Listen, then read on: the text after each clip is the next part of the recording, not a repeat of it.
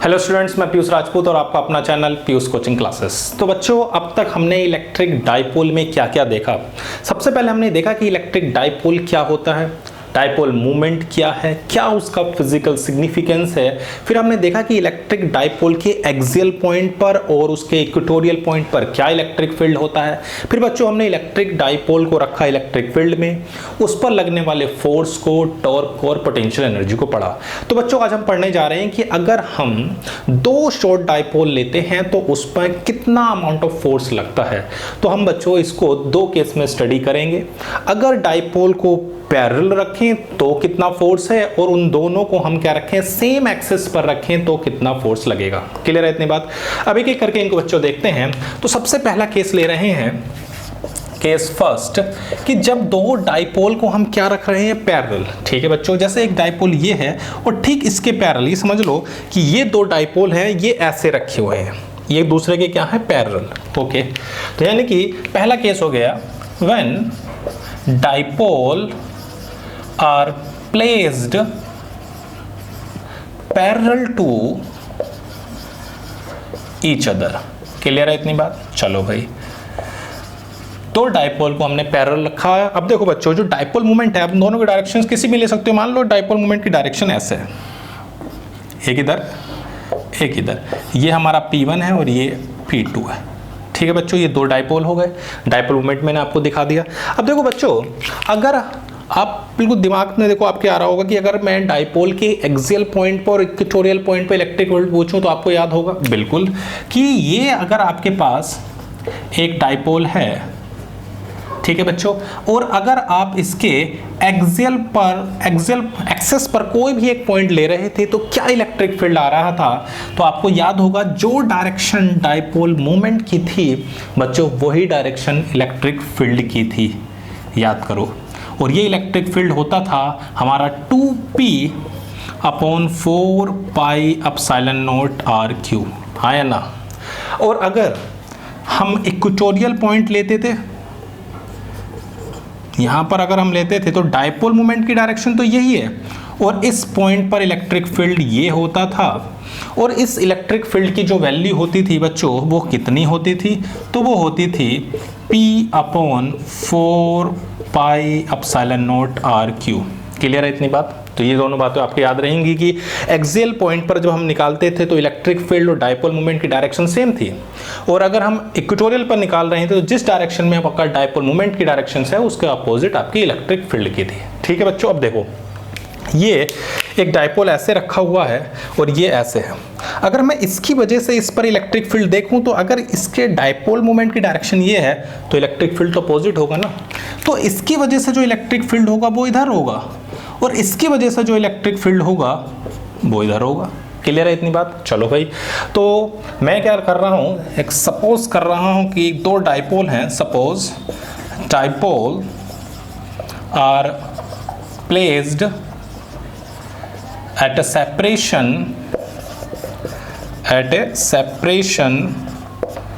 small r। ठीक है बच्चों, एक दो डाइपोल ले लिए हैं जिनके बीच का जो सेपरेशन है वो क्या रखा हुआ है, स्मॉल r। क्लियर है इतनी बात। ओके, अब बच्चों अगर मैं आपसे पूछूं कि इसकी पोटेंशियल एनर्जी कितनी होगी तो आप बता सकते हो। आपको याद हो बिल्कुल, पोटेंशियल एनर्जी का जो फॉर्मूला था बच्चों क्या होता था, -kPe cos थीटा, हाँ या ना।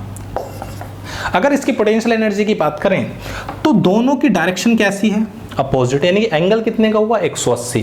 क्लियर है इतनी बात। चलो भाई, तो आपको दो बातें बिल्कुल क्लियर हो गई कि दो डाइपोल रखे हैं, दूसरे के पैरेलल हैं, एक की वजह से दूसरे पे हमने इलेक्ट्रिक फील्ड देखा। अब हम इसकी पोटेंशियल एनर्जी को देख रहे हैं। क्यों निकाल रहे हैं पोटेंशियल एनर्जी, क्योंकि बच्चों अगर आप ध्यान से 11th क्लास में आपने देखा होगा कि एक रिलेशन होता था F = -k/du/dr, हाँ या ना। ये रिलेशन था क्लास 11th में, आपने देखा था कि पोटेंशियल एनर्जी क्या होती थी, तो -kF/dr होती थी। इसी से ये बना था F = -kdu/dr। क्लियर है। तो मैं अगर पोटेंशियल एनर्जी निकाल लूं तो सिंपल सी बात है, फोर्स भी तो निकाल सकता हूं। तो बस हमारा मेन काम है पोटेंशियल एनर्जी को निकालना। अगर पोटेंशियल एनर्जी निकल गई तो फोर्स भी निकल जाएगा। तो चलो बच्चों पोटेंशियल एनर्जी निकालते हैं। तो potential energy of dipole P2 in in the field of dipole P1। Clear है इतनी बात? चलो भाई, तो U इज इक्वल टू हो जाएगा माइनस P2 E1 cos 180। कोई दिक्कत? और cos 180 की वैल्यू आपको पता है कितनी होती है? -1। तो ये माइनस माइनस क्या हो जाएगा? प्लस। तो प्लस हो जाएगा P2 E1। इलेक्ट्रिक फील्ड आपको पता है इक्वेटोरियल पॉइंट पर होता है P/4πε0r3। ठीक है बच्चों, तो मैं यहाँ पर इलेक्ट्रिक फील्ड की वैल्यू रख रहा हूँ, कितनी हो जाएगी? P1/4πε0r3। कोई दिक्कत तो नहीं? मजे में? ठीक है भाई। अब देखो, अब आप पोटेंशियल एनर्जी निकाल चुके हो तो आप फोर्स भी निकाल सकते हो आराम से। ठीक है बच्चों, तो F इज इक्वल टू क्या होता है? माइनस के du/dr। चलो भाई, तो F is equal to minus d/dr P1 P2/4πε0r3। कोई दिक्कत तो नहीं? चलो भाई, तो माइनस P1 P2/4πε0, ये तो बाहर लिख दिया। किसका डिफरेंशिएशन करना है? सिर्फ r की पावर -3। और फॉर्मूला हमें याद ही होता है कि अगर हम डिफरेंशिएशन कर रहे हैं x की पावर n का, तो पावर आगे आ जाती है और एक कम हो जाती है। ऐसे ही इसकी पावर आगे आ जाएगी तो कितना हो जाएगा? -3 P1 P2।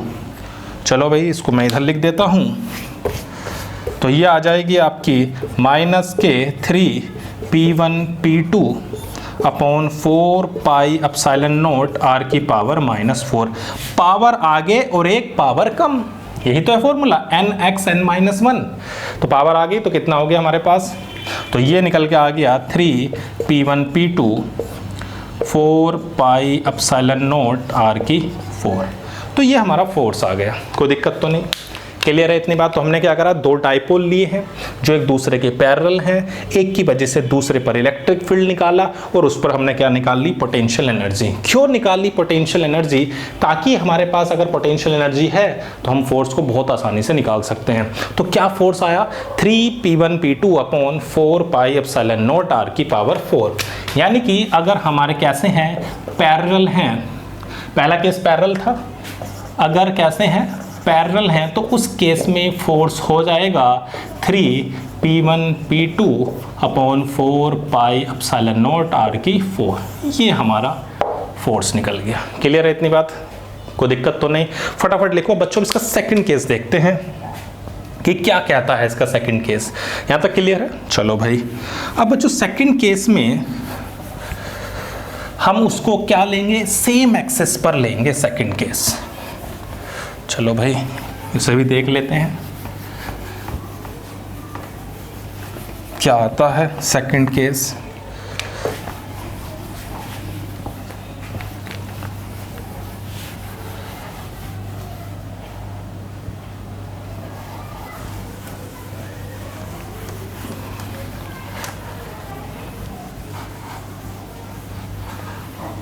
यहाँ तक बात क्लियर है? चलो भाई, अब बच्चों हम क्या कर रहे हैं? दो डाइपोल ले रहे हैं।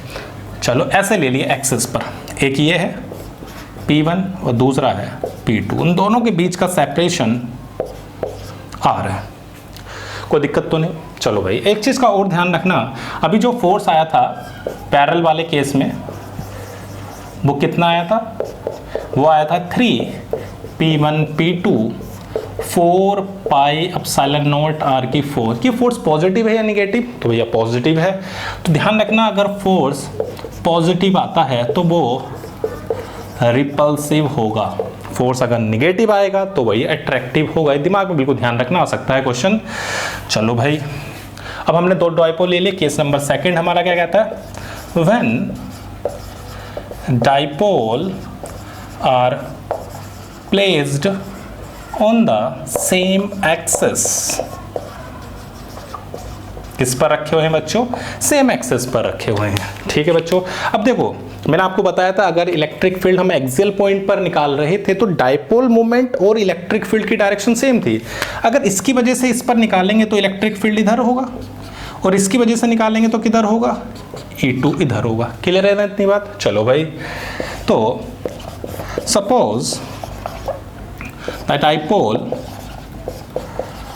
are placed at the separation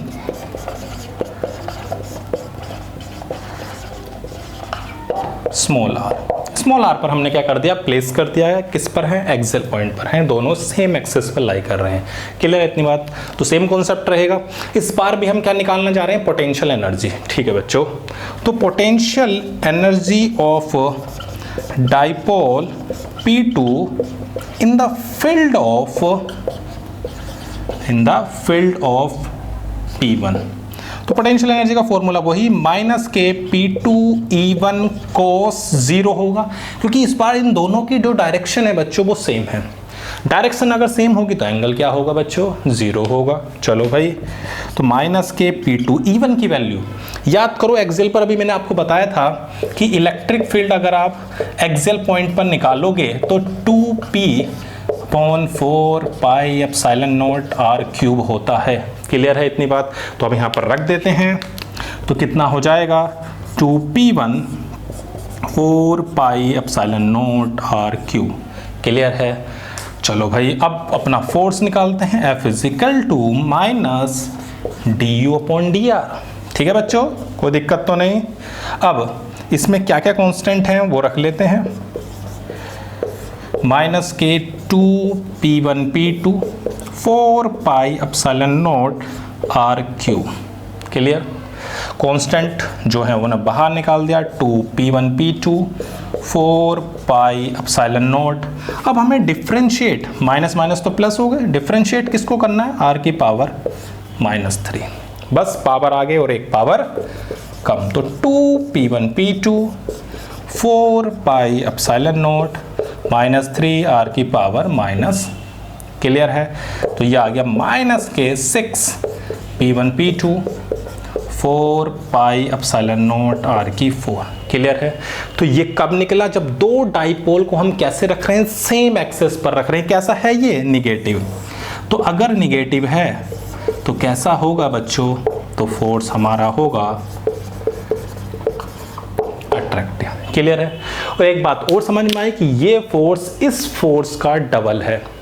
क्यों डबल है? क्योंकि जो हम इलेक्ट्रिक फील्ड निकाल रहे हैं वो भी इक्वेटोरियल पॉइंट से डबल है। कहां पर, एक्सेस पर। अगर हम एक्सेल पॉइंट लेते हैं तो वो इलेक्ट्रिक फील्ड इक्वेटोरियल पॉइंट का क्या है बच्चों, डबल है। क्लियर है इतनी बात? कोई दिक्कत तो नहीं? चलो भाई फटाफट इसको लिखो, दोनों फोर्स हमने निकालने हैं। अब देखते हैं बच्चों कि अगर आप इलेक्ट्रिक फील्ड में डाइपोल को रख रहे थे तो अगर उसे हम हल्का सा भी डिस्प्लेस करें तो उसका मोशन जो होता है वो सिंपल हार्मोनिक मोशन होता है, ऑसिलेट करता है। बस वही देखना चाह रहे हैं कि उसका टाइम पीरियड क्या है और उसकी फ्रीक्वेंसी क्या है। फटाफट इसको लिख लो, देखते हैं नेक्स्ट टॉपिक क्या कहता है। यहां तक को तो कोई दिक्कत नहीं है। चलो भाई, तो दोनों टॉपिक हमारे हो गई है कि अगर हम एक्सेस पर रखते हैं और जब हम उसे दूसरे को पैरेलल रखते हैं तो कितने अमाउंट ऑफ फोर्स होगा। अब तीसरा हमारा आ रहा है ऑसिलेशन, कि डाइपोल जो है वो किस फ्रीक्वेंसी से ऑसिलेट करेगा, उसका टाइम पीरियड क्या होगा। ये दोनों चीज़ें अब हम देखते हैं।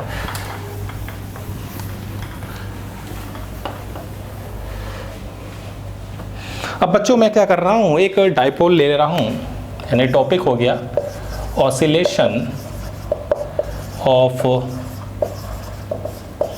डाइपोल इन इलेक्ट्रिक फील्ड। क्लियर है? चलो भाई, एक यूनिफॉर्म इलेक्ट्रिक फील्ड लेते हैं। आपको मैंने बताया था यूनिफॉर्म इलेक्ट्रिक फील्ड का मतलब क्या है, कि जिसके हर पॉइंट पर इलेक्ट्रिक फील्ड की डायरेक्शन और मैग्नीट्यूड क्या हो, सेम हो। ये क्या रख दिया है, एक डाइपोल रखा हुआ है। ठीक है बच्चों, ये क्या है, एक डाइपोल है। अब मैं क्या कर रहा हूं बच्चों, इसको हल्का सा क्या कर दे रहा हूं, डिस्प्लेस कर दे रहा हूं। ये कर दिया, ये हमारा +Q और ये -Q। क्या कर दिया, इसको हल्का डिस्प्लेस कर दिया। मतलब ऐसे रखा था, इसको ऐसे कर दिया। कोई दिक्कत तो नहीं।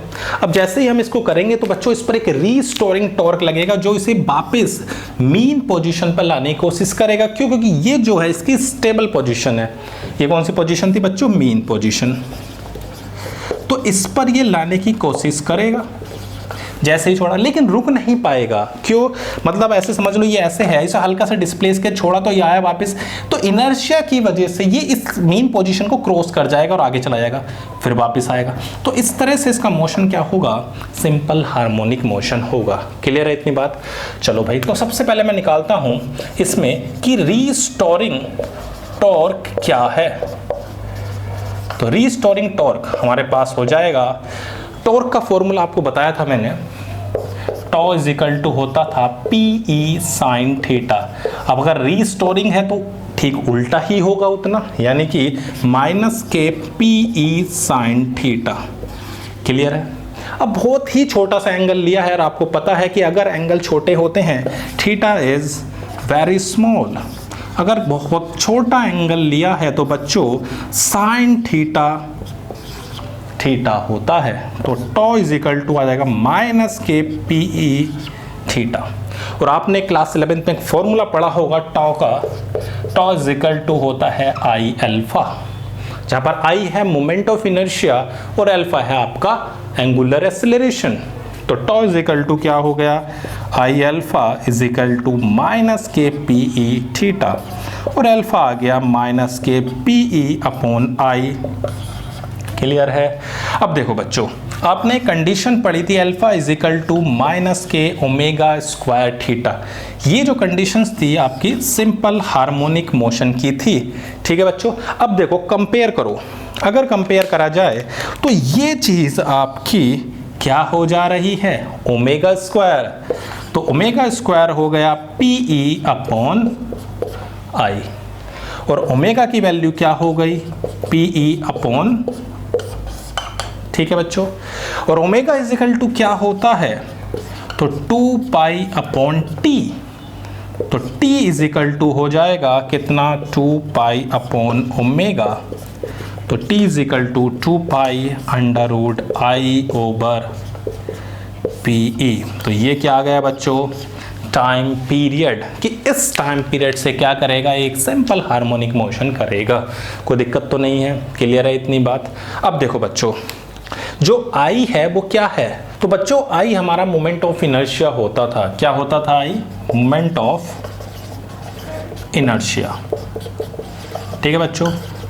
अब इसका फॉर्मूला हमने पढ़ा था, आई इज इक्वल टू होता था एम आर स्क्वायर, याद है? जैसे मैं आपको एक छोटा सा एग्जांपल लेकर दिखा देता हूँ। यहाँ तक बात क्लियर है? फटाफट इसको लिखो। देखो आप, अब देखो बच्चों, अगर मैं दोनों चार्ज के मास को सेम लेता हूँ, दोनों के चार्ज के जो मास हैं वो कैसे हैं बच्चों? सेम हैं। चलो भाई, ये हमारा माइनस है और ये हमारा प्लस है। इसका मास भी m है और इसका मास भी m है, और उनके बीच का जो सेपरेशन है उसको मैंने l ले लिया। तो आपको पता है जो सेंटर ऑफ मास होगा वो बिल्कुल मिड में होगा। ये डिस्टेंस कितनी होगी? तो l/2 होगी, और ये डिस्टेंस कितनी होगी? तो l/2 होगी। क्लियर है? तो मोमेंट ऑफ इनर्शिया कितना हुआ? तो सिंपल m l/2 का स्क्वायर और m l/2 का स्क्वायर। तो ये हो जाएगा m l स्क्वायर बाय 4 और m l स्क्वायर बाय 4। तो 2m l स्क्वायर बाय 4, तो कितना आ गया बच्चों? m l square by 2। Clear है? अगर डिफरेंट है तो कैसे होगी? चलो उससे भी देख लेते हैं। अगर इनके मास अलग अलग हैं तो मैं अगर एक का मास m ले लूँ और दूसरे का 2m ले लूँ, तो आप सेंटर ऑफ मास कैसे निकालते थे? याद करो। तो उसका फॉर्मूला आपने पढ़ा था m1 x1 m2 x2 upon m1 plus m2। हाँ या ना? पढ़ा था। चलो भाई, अब अगर मैं इसे ओरिजिन लूँ, ये डिस्टेंस जो है वो l है, इसकी पोजीशन को मैं बच्चों क्या ले रहा हूँ? ओरिजिन, यानी 0 0, और इसकी पोजीशन को मैंने ले लिया l और 0। सिंपल सी बात है, अगर ये ओरिजिन होगी तो वो l और 0 के कोऑर्डिनेट होंगे। क्लियर है? और सेंटर ऑफ मास मान लेते हैं यहाँ से x डिस्टेंस पर है। कितने डिस्टेंस पर है? x। फॉर्मूला लगाओ फटाफट। तो क्या आता है? तो x is equal to m into 0 2m into l upon m plus 2m। तो कितना आ गया बच्चों 2ml अपॉन 3m। तो m से m कैंसिल, तो 2l/3। तो ये जो डिस्टेंस आई, ये वाली जो डिस्टेंस हो, इसकी सेंटर ऑफ मास जो आ रहा है वो यहाँ से 2l/3 है। तो सिंपल सी बात है, ये कितना होगा l/3। कैसे भाई, l में से माइनस कर देना। क्लियर है। चलो भाई, अब देखो बच्चों, सेंटर ऑफ मास निकल गया तो मोमेंट ऑफ इनर्शिया निकाल लेते हैं। m 2l/3 का होल स्क्वायर, सिंपल फॉर्मूला है mr²।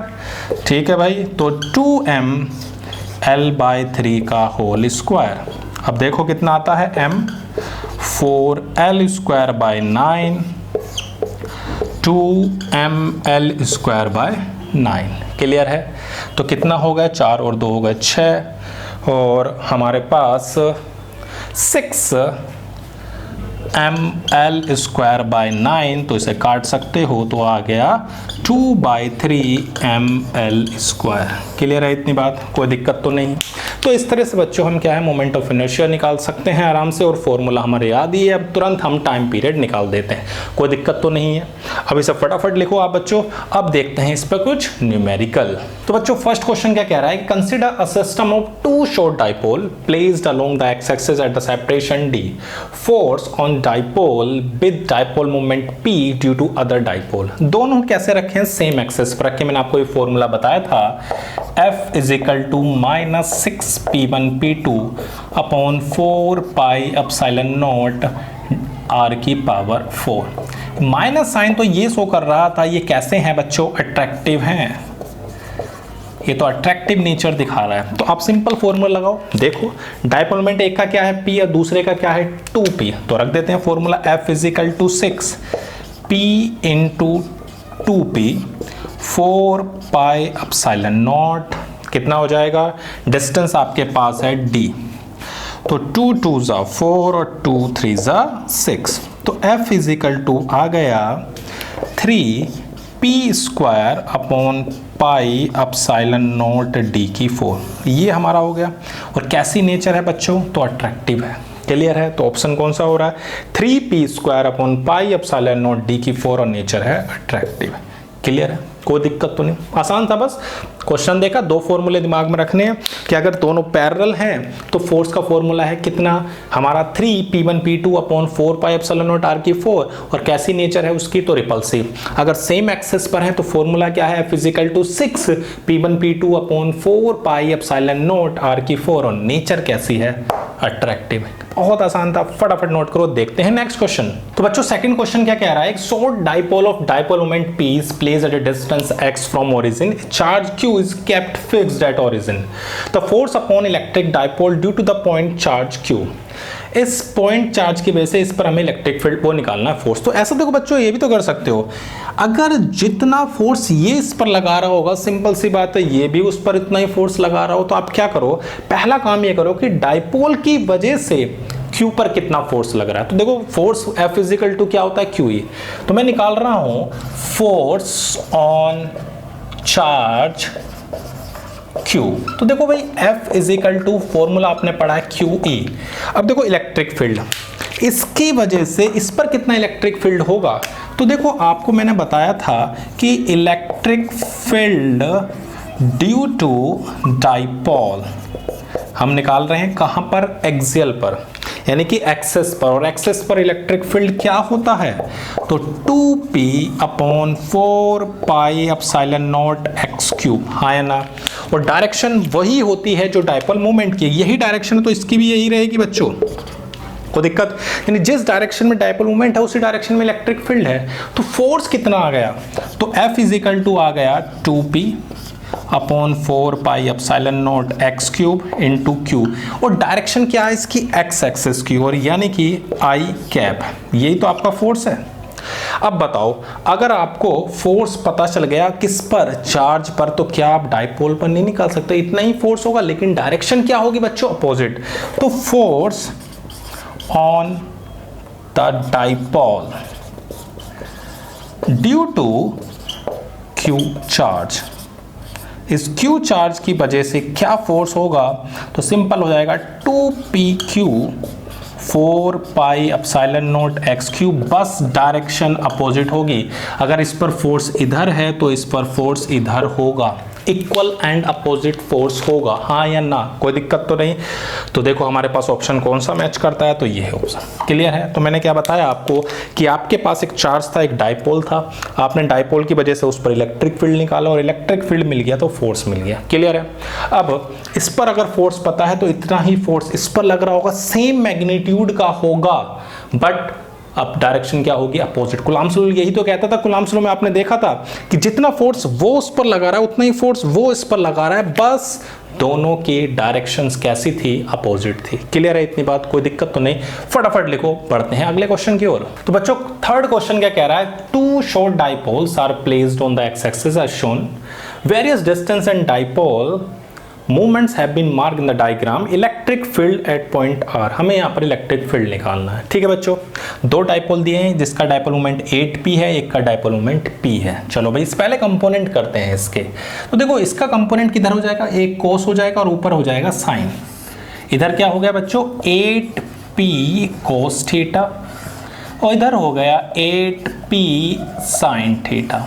कोई दिक्कत तो नहीं। चलो भाई अब इधर देखो, एक कोस और नीचे साइन, इधर हो जाएगा p कोस थीटा और इधर हो जाएगा p साइन थीटा। क्लियर है। दो फॉर्मूले हमें याद रखने हैं कि एक्सियल पर क्या होता था फॉर्मूला, तो याद करो 2p upon 4 pi epsilon not r cube, और इक्वेटोरियल पर क्या होता था बच्चों, तो p upon 4 pi epsilon not r cube. Clear है इतनी बात, कोई दिक्कत तो नहीं। तो सबसे पहले इसके लिए देखते हैं, एक्सियल वाले के लिए। इन दोनों के लिए जो डायरेक्शन होगी बच्चों वो इस डायरेक्शन में होगी, इस पॉइंट पर इलेक्ट्रिक फील्ड की। क्लियर है। चलो भाई तो पहले हम एक्सेस वाली डायरेक्शंस लेते हैं। क्या फॉर्मूला है, 2p upon 4 pi epsilon not r cube. देखो यहाँ से यहाँ तक की डिस्टेंस कितनी है, तो r प्लस r कितना है 2r, और डाइपोल मोमेंट कितना है 8p कोस थीटा, तो ये हो जाएगा 8p cos theta upon 4 pi epsilon not, r हमारे पास है 2r क्यूब। कोई दिक्कत तो नहीं। अब देखो इसकी वजह से क्या होगा, उसे भी निकाल देते हैं। ये हो जाएगा हमारे पास 2p cos theta 4 pi epsilon not, इसकी कितनी डिस्टेंस है बच्चों, तो r। क्लियर है। चलो भाई तो x डायरेक्शन में कितना आ गया, तो 2 की पावर 3 कितना हो जाएगा बच्चों, 8। तो 8p cos theta 4 pi epsilon not 8r cube, तो 8 से 8 कैंसिल। यहाँ भी कितना बचा, 2p cos theta 4 pi epsilon not r cube. Clear है। तो इलेक्ट्रिक फील्ड आ गया 2p और 2p कितने हो गए बच्चों, 4p cos theta 4 pi epsilon not r cube, 4 से 4 कैंसिल। तो किस डायरेक्शन में हो गया, अगर हम वेक्टर फॉर्म में लिखें तो p cos theta pi epsilon not r cube किस डायरेक्शन में है, तो x। तो एक तो पार्ट हो गया क्लियर। अब हमें देखना है इनके y कंपोनेंट की वजह से। क्लियर है इतनी बात, कोई दिक्कत तो नहीं। इससे मैं देखो बच्चों हटा रहा हूं कि कितना आता है। अब हम साइन की वजह से निकाल रहे हैं। देखो भाई दोनों एक दूसरे के क्या हैं बच्चों, अपोजिट हैं। कैसे हैं, अपोजिट। चलो भाई इनकी वजह से देख लेते हैं। तो बच्चों ये था हमारा कितना बच्चों, p कोस थीटा, और ये कितना था, p साइन थीटा। ये तो था। चलो भाई y डायरेक्शन में ध्यान रखना, इसकी वजह से जो इलेक्ट्रिक फील्ड होगा वो इधर होगा और इसकी वजह से जो होगा वो उधर होगा, यानी कि एक दूसरे के अपोजिट हैं तो माइनस ही होंगे। तो आ जाएगा 8p sine theta 4 pi epsilon not 2r cube minus ये हो जाएगा आपका p साइन थीटा। माइनस समझ में आ गया क्योंकि एक दूसरे से क्या है, अपोजिट हैं, तो जो इलेक्ट्रिक फील्ड होंगे वो भी एक दूसरे के अपोजिट होंगे। तो 4 pi epsilon not r cube. अब देखो इससे तो ये कैंसिल हो जाएगा, हाँ या ना। तो 8p sine theta 4 pi epsilon naught 8 R cube, तो 8 से 8 कैंसिल। क्या ये दोनों बच्चों एक जैसे ही हैं? तो हाँ जी, बिल्कुल एक जैसे हैं, तो ये बिल्कुल कैंसिल हो जाएगा। क्लियर है? तो हमने क्या करा, दो हमारे पास इलेक्ट्रिक डाइपोल दिए हुए थे, उन दोनों की कंपोनेंट करे, एक तरफ कोस एक तरफ साइन, एक तरफ कोस एक तरफ साइन, दोनों की वजह से इलेक्ट्रिक फील्ड देख रहे थे। पहले एक्स वाले से देखा, तो इसकी वजह से हमारे पास पता है कि एक्सियल पॉइंट पर अगर है हमारा इलेक्ट्रिक फील्ड तो वो होता है 2p/4 pi epsilon naught R cube. Value रख दी, एक बार p की जगह 8p कोस थीटा रखा और एक बार p कोस थीटा रखा है। ये अगर हम इन दोनों की वजह से निकालते हैं तो इलेक्ट्रिक फील्ड आ रहा है 0। तो बच्चों हमारे पास जो भी इलेक्ट्रिक फील्ड होगा वो ये होगा, और ये कौन सा ऑप्शन नजर आ रहा है आपको? फर्स्ट। क्लियर है इतनी बात?